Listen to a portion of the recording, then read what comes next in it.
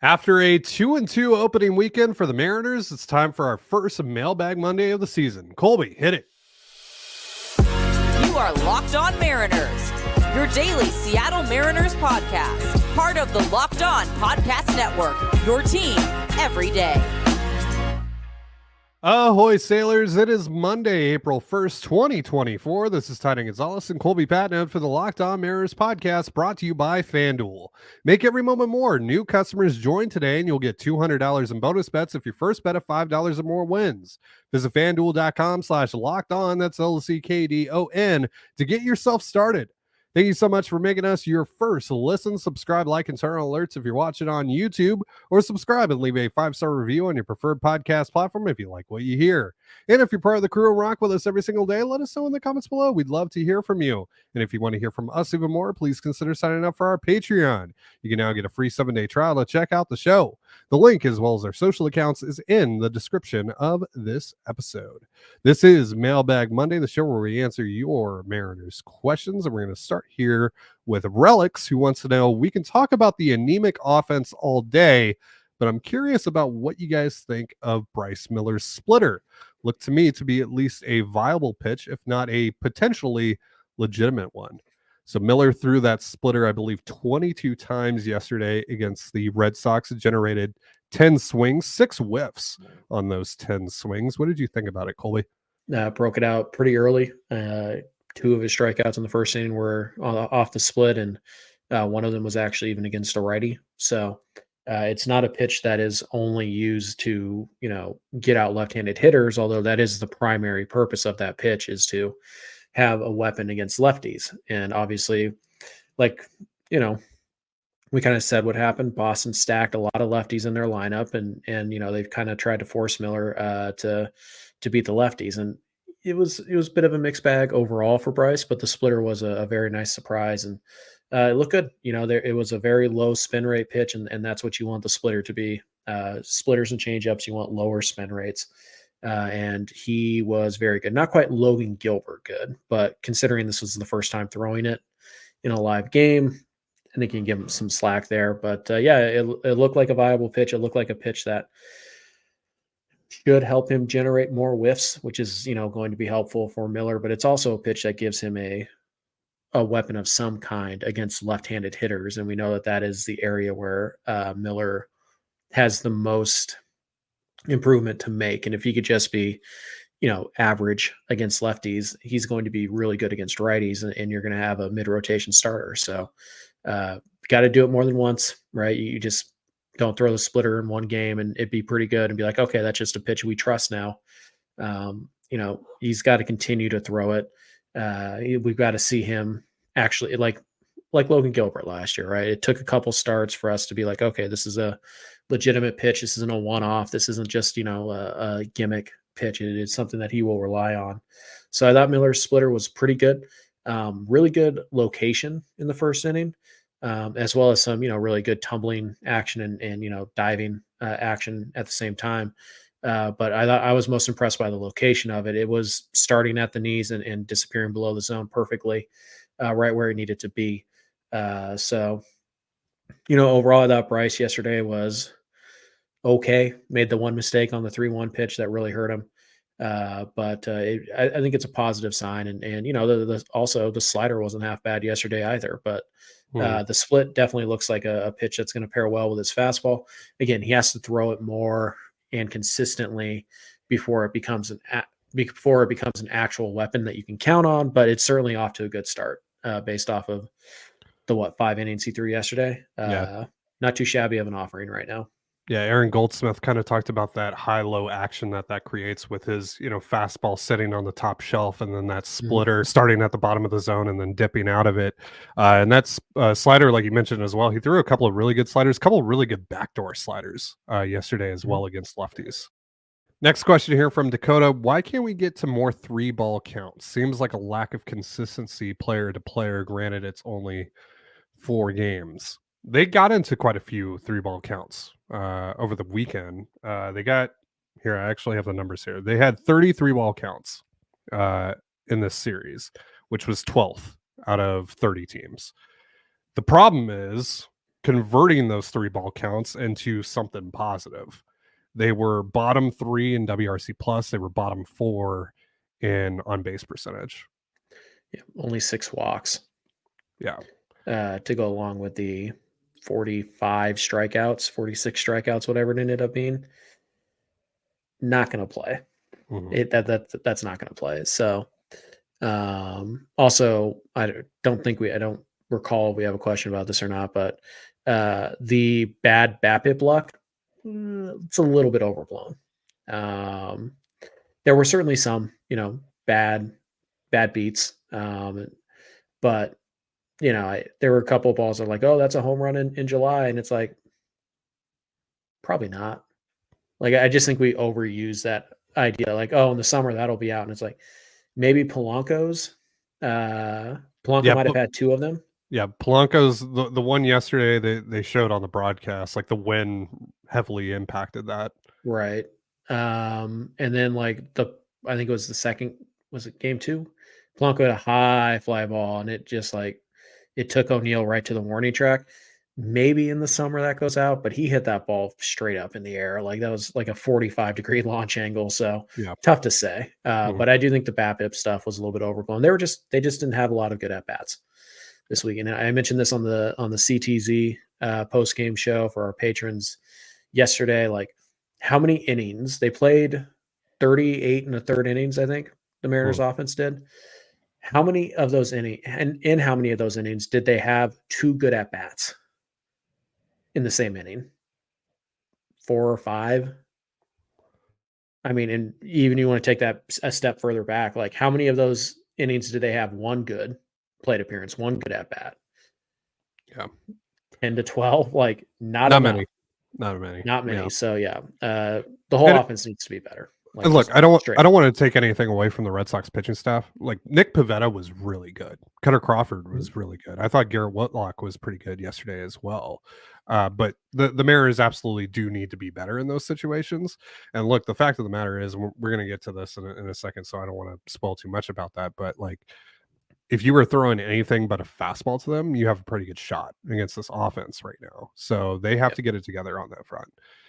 So, again, we're going to talk about that a little bit more here in just a moment. But first, a reminder, this episode of the Locked On Mariners podcast is brought to you by FanDuel and LinkedIn.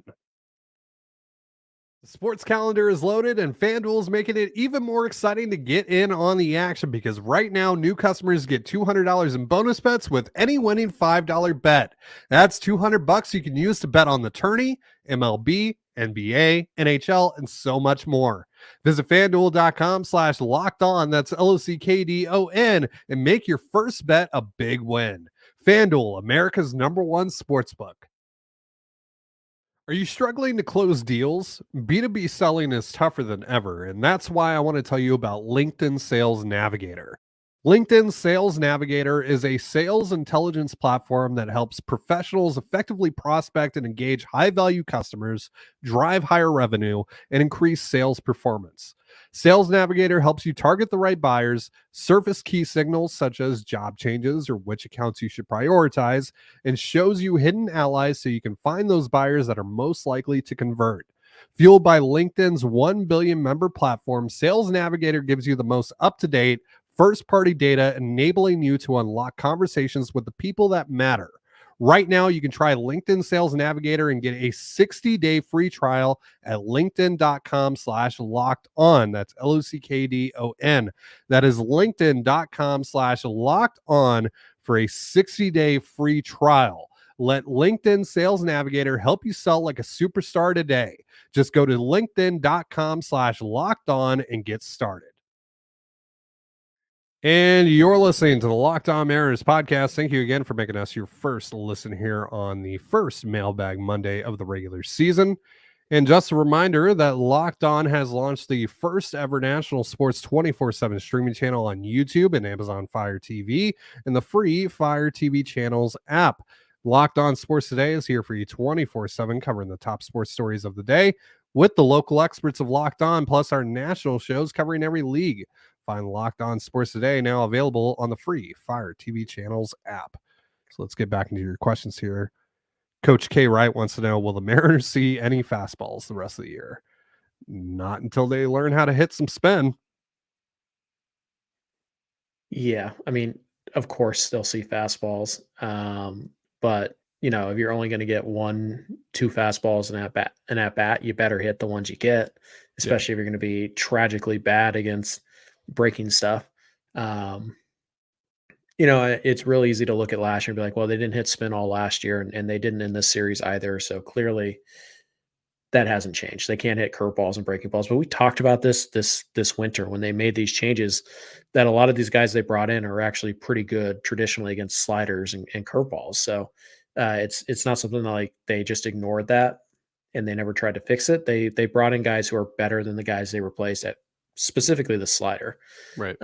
This winter, it's 4 games in, right? Right. And one of the things that people don't tend to realize is that the spin you see in Arizona, not equivalent to the spin you see, in colder climates. Arizona's dry, right? And the ball doesn't spin as much in Arizona as it does other places. So it's not like they were seeing, 3,000 RPM curveballs every day in Arizona. So this could just be, again, just kind of adjusting and getting back into things. But yeah, Right. obviously that's going to be the game plan for against, the Mariners for a while, is throw them as many breaking balls as you feasibly can, and they'll get themselves out. They'll swing it right through it. But just because they struggled with it last year and they struggled with it this weekend doesn't mean it's something they're going to struggle with all year. Because again, we went through this, Rayleigh, Polanco, like these guys are better at hitting breaking stuff than the guys they're replacing. So it's really frustrating, sure, but it's just 4 games. So Yeah. let's before we decide that they can't hit breaking stuff and that's going to be a problem all year, can we give them 6 weeks at least before Yeah. we start panicking about this? I think some of it is just give credit where credit is due to the Red Sox rotation and just the pitching Mhm. staff in general. And some of it is just, hey, it wasn't your series. Yeah, I'm not to the point where it's like, oh well, how do you beat the Mariners? You just throw them curveballs. Like, no, Right. we got to wait a couple weeks before we see if that's true or not. Look, at the end of the day, though, like we've talked about over the course of the offseason, the great equalizer here for the Mariners in terms of winning games and making up for some of their issues on offense is that pitching staff, right? Having a George Kirby, having a Logan Gilbert.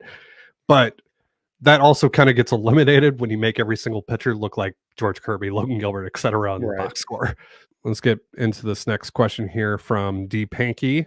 Obviously, it's a tiny sample, but would you agree that France and Haniger hitting the ball to the opposite field consistently has been arguably the most encouraging sign so far this season? Yeah, Haniger's always been able to, go to the opposite field. That's always been in his bag, and he's always been able to hit with power to the opposite field, even in T-Mobile Park. And we know how difficult that is for right-handed hitters to do. So yeah, that's always been part of it. France, at times he looked like last year's type, or 2022 type France, where Mm-hmm. just ground ball through the right side, soft liner into center field. Like at times he did that. There were times where he was swinging hard and he was trying to pull everything, and so it was kind of a hit or miss weekend for France. He did have a lot of hard hit balls. Now that's not necessarily a sign of anything because France traditionally doesn't hit the ball that hard. He's a guy who doesn't have, obvious spray chart issues. So you kind of have to play him straight up and he just finds the hole, right? He's a hit collector is what Ty France is when he's going well. But the fact that he did have a lot of hard hit balls this weekend, the fact that, a good number of his hits were up the middle and the other way, I do think those are both relatively positive signs. But again, it's 4 games. Like it's really tough to Yeah. look at this and say like, oh, Ty France is back, or Mitch Haniger's going to play 150 games. Like Right. this is way too early to make any declarations like this. But I think obviously the fact that they were able to collect hits to right field, it's not a bad thing. Yeah. Is it a huge sign, or is it something to hang your hat on for you're hoping for a Ty France rebound this year? No, I wouldn't go that far, but It's too it's early. something. That applies to both, Right, negatives both and directions. positives. Yeah. Yeah. So Right. And I know nobody wants to hear that. They think it's a cop out, but it really is, guys. It is so it's early. so early. We're not even You like you want the truth, right? Like that's Yeah. ultimately like what we don't want to BS you here. We don't want to make Uh, these big bold proclamations 4 games into the season about one way or to the other. me, to me, like the it's really early thing doesn't go away until about a third of the way through the season. Yeah. Like, so 54 games, like, can you give them 2 months? And then we kinda I mean, see, like shoot, if we were, going to make assumptions based off of the first few weeks of the season, Jared Kelnick was the American League MVP last year. right. So, and Julio was a bust. He was a league average bat at Right. best. Right. So it's just one of those things where, like, again, feels like a cop out, but we are weeks and weeks away from looking at this and being like, "Okay, this is clearly something to watch. This is, like, not even something you can really, like, fix," right? Like, Luke Right. Rayleigh can look like this for 3 weeks or whatever, and we're still gonna be like, "Okay, so now it's something to watch, but it's not something to make a drastic change with." You know what I mean? Like, Yeah. you're not gonna DFA Luke Rayleigh after 3 weeks, but now you're gonna look at it and go like, "Okay, well, now we can kinda start to make adjustments," but even after that, it's gonna take at least another 3 weeks before you kinda see if those adjustments take hold or not. So, Yeah. this is kind of the worst part of the year because we want answers off of these. We want answers and we want results at the same time, but it's like it just doesn't work that way. Like, we Yeah. got 158 of these bad boys left to go. It just you gotta wait. You gotta be patient, and that's kind of one of the sucky things about baseball is that you can't really tell anything positive or negative off of It's 4 just out of 162 yeah. opportunities. Again, it's just the information gathering period. Yeah. It's all it is, right? Mhm. Obviously, the results do matter, and as Yep. we've learned in past years watching this specific Mariners franchise, like it does show up at the end of the day. The wins and losses, even in the month of April.